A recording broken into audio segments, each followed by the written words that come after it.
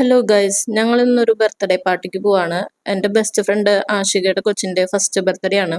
Ardern Alex Don എന്നാണ് അവൻ്റെ പേര്. നൈറ്റാണ് ഫംഗ്ഷൻ വെച്ചിരിക്കുന്നത്, 6 മണി തൊട്ട് 10 മണി വരെ. ഞങ്ങൾ വീട്ടിൽ നിന്ന് ഇറങ്ങുമ്പോഴേക്കും 7:15 കഴിഞ്ഞായിരുന്നു.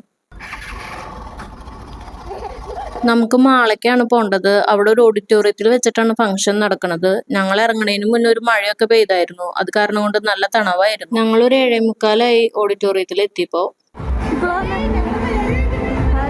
Hello, happy birthday to U.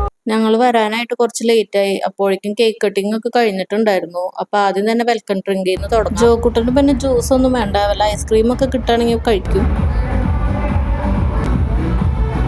Ashi family ആയിട്ട് UK സെറ്റിൽഡ് ആണ്. ഇപ്പൊ 2 കൊല്ലം കഴിഞ്ഞിട്ടാണ് നാട്ടിലേക്ക് വന്നേക്കണത്.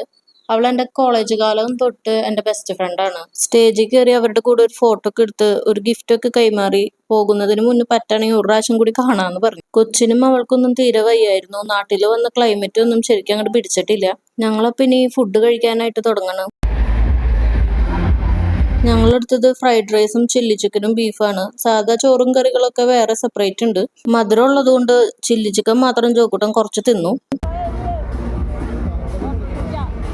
മധുരമുള്ള എന്തും ജോക്കുട്ടിന് ഭയങ്കര ഇഷ്ടമാണ്. ഐസ്ക്രീമൊക്കെ കിട്ടിക്കഴിഞ്ഞാൽ പിന്നെ അവൻ വിടില്ല, എന്തോരം വേണമെങ്കിലും തിന്നോളും. പക്ഷെ അതത്ര ഞാൻ എൻകറേജ് ചെയ്യാറില്ല.